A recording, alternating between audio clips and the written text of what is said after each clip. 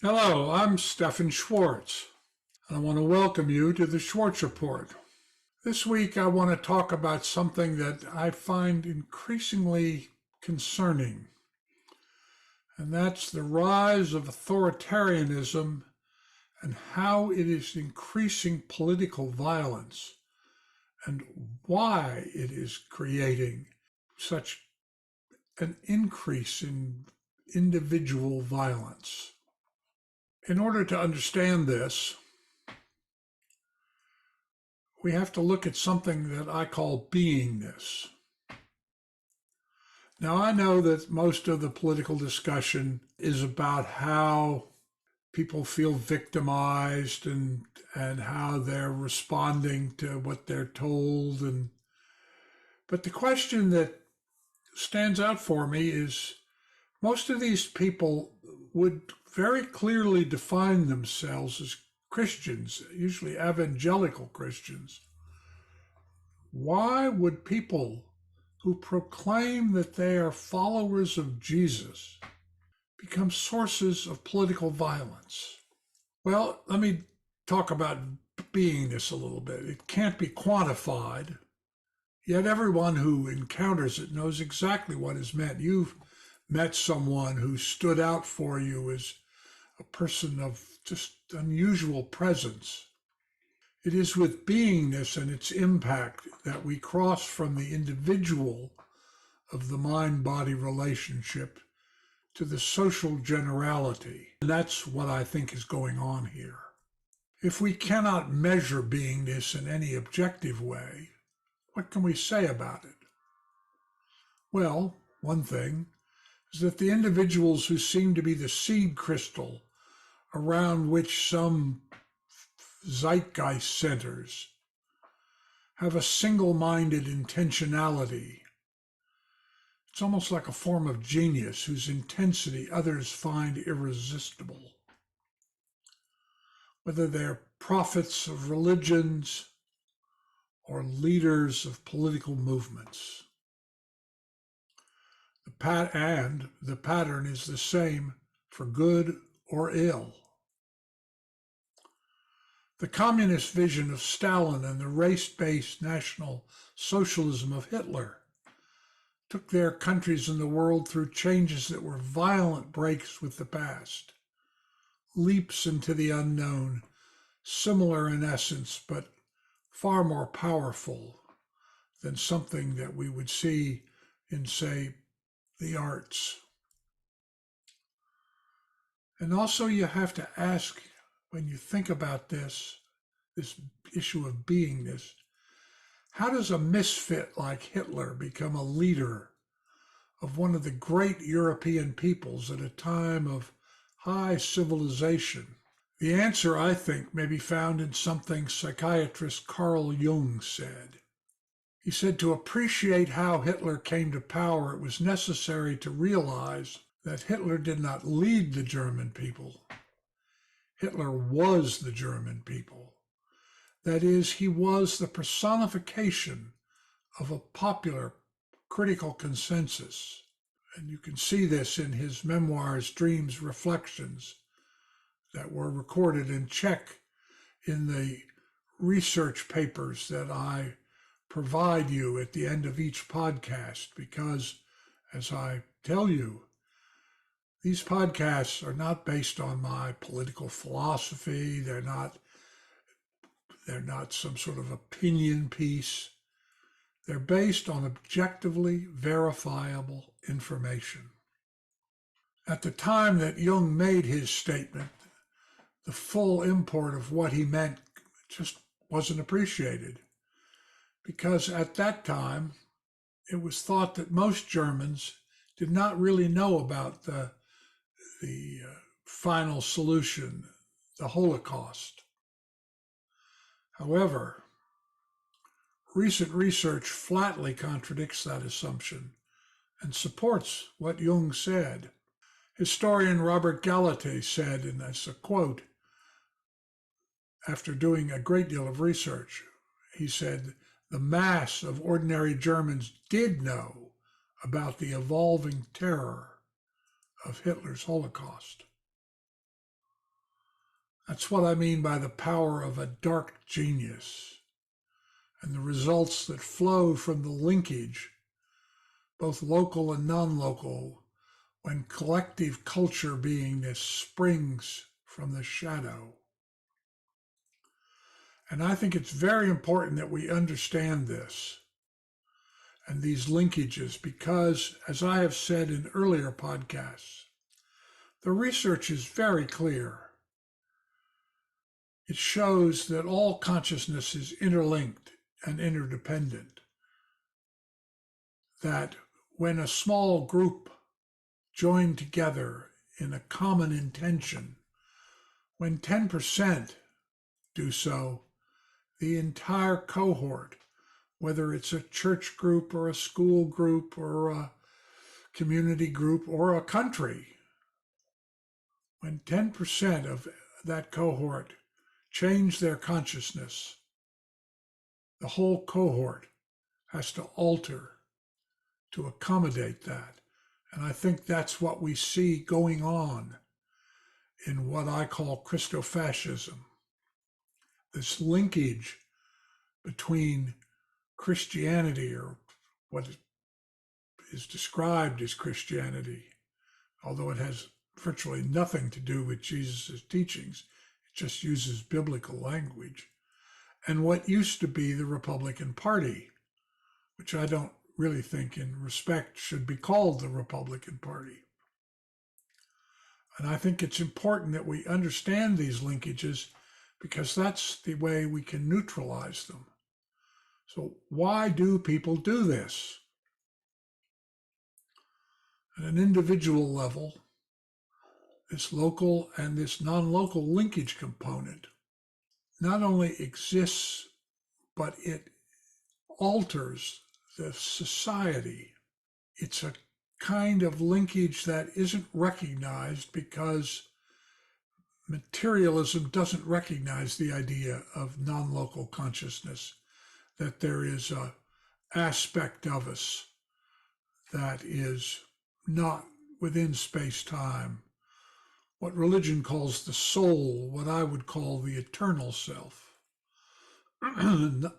Wolfgang Pauli, Nobel laureate physicist, put it, I think, very well when he said, and I quote, "The only acceptable point of view appears to be the one that recognizes both sides of reality, the quantitative and the qualitative, the physical and the psychical, as compatible with each other, and that they can be embraced simultaneously." Albert Speer, who was the only member of Hitler's inner circle to plead guilty at the Nuremberg trials, was interviewed by Gita Sereni, and he said, "I ask myself time and again how much of it was a kind of auto-suggestion. But one thing is certain, everyone who worked closely with him for a long time was exceptionally dependent on him. However powerful they were in their own domain, close to him they became small and timid. And you watch this happen today with Donald Trump.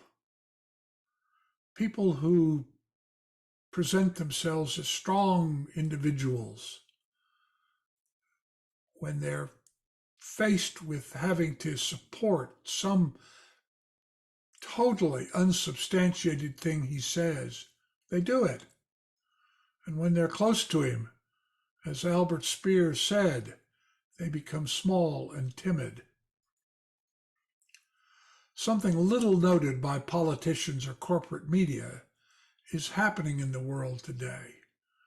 And by that I mean the disruption of the social order and the rise of authoritarianism and increasing political violence. That's why I'm doing this podcast today, because I see this as such a strong trend. To give you an example, between 2002 and 2022, the number of nations ruled by authoritarianism has risen from 13 to 42. Now, why is that happening?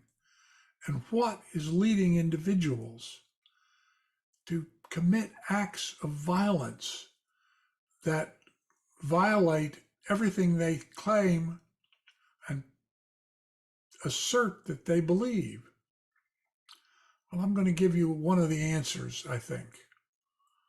And it's a body of research that nobody talks about anymore, but that is, I think, very significant. In 1961, at the old Yale campus, psychologist Stanley Milgram began an experiment that has come to haunt scholars who study how evil arises in seemingly cultured societies.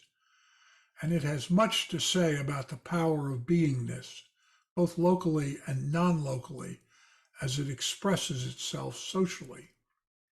To give you an idea of just how powerful this is, the Varieties of Democracy Institute at the University of Gothenburg in Sweden, which is one of the few scholarly institutions that studies this trend that I'm talking about, and their findings, I think, are very notable. Stephan Lindberg, who was the Institute's director, reports, a democratic decline has taken place globally, and an increasing number of people are living in closed autocracies. The level of democracy enjoyed by the average world citizen in 2022, when he said this, is back to 1986 levels. So I said, the authoritarianism in nations has risen from 13 to 42. That's extraordinary. And yet you rarely hear anybody talk about it in that context. Because what it means is that 72% of the world's population, 5.7 billion people, now live under authoritarian rule. So I want to go back to Milgram, because I think he's telling us how this happened, or how this happens. His protocol that he designed was very simple. This was in the 60s, remember. He put in a newspaper ad, an advertisement, offering people the chance to participate in what was ostensibly a learning study. Now, what he was really doing was he was using actors who posed as the learners, and he had a stern authoritarian experimenter who wore a lab white coat and looked like an authority, you know, the sort of thing you'd see in a hospital or with a doctor or something. And these authoritarian experimenters, asked teachers who were recruited through Milgram's ad, who were the real focus of the study, to help the learners, those were the actors, learn by giving them a shock when they made a mistake. Now, during the sessions, the teachers had before them an impressive, big scientific shock generator, it was supposed to be, and it had 30 switches, each carefully marked and advancing from 14 volts to 450 volts. And each also had a label. They went from light shock to danger to severe shock to the last two, which were simply marked XX. Now, imagine this. You're in this experimental room. There's this authoritative figure who's telling you what to do. There's a person who's supposed to be the learner. And then there is the person who's supposed to be the teacher. And they had this shock machine in front of them. And the idea was they would ask them a question about something. And if they gave the wrong answer, then the authoritarian experimenter would tell the teacher, that was the person who'd been recruited by the ad, to administer the shock and increase it as the questions went along if they gave more or if they gave repeated wrong answers. So it seems kind of straightforward. I mean, obviously you would think that if the shocks got bigger and bigger, the people just wouldn't do it. And Milgram thought that too. And he sought predictions about the outcome from psychiatrists and college students and middle-class adults and faculty at the behavioral sciences schools. And they all predicted, or almost all, overwhelmingly, that the subjects would simply refuse to obey the experimenter, the authoritative person in the white coat, and they expected that only 4% would reach 300 volts, and that only a pathological fringe of about 1 in 1,000 would administer the highest shocks. Again, think of this. There's the person, the actor, who's really part of the experiment. There's the authoritarian, and there's the person who's the teacher, who's the real subject of the thing. And they just didn't think it would actually happen. They didn't think the experiment would work because they didn't believe that people would do this. Well, what they found out, which is the reason I'm telling you this story, it was very different. The way that Milgram had set it up was that at 75 volts, the actor, that is the person they were supposed to be teaching, grunted and groaned. At 120 volts, he or she would complain loudly. At 150 volts, the person who was supposed to be the person being taught would demand to be released from the experiment, but would not be released. And as the voltage would increase, their protests would become more vehement and emotional. At 285 volts, their response could only be described as an agonized scream. And after that, it would be as if they collapsed and they made no sound at all. Now think about how that would work. Now you think, and most of everybody that Milgram asked thought, well, people just wouldn't do it, would never get to that point. Well, that's not what happened. 65% of the teachers went all the way to the lethal end. Not one teacher stopped before 300 volts. They were told by an authoritarian experimenter that they were to continue. And on the basis of that authority, they did, to a point of lethality. Milgram went on to try other kinds of scenarios. In one series, at 150 volts, the actor-learner would plead that the experiment should end. And the experimenter would instruct the teacher, no, go ahead. And they did. At least 62.5% of them did.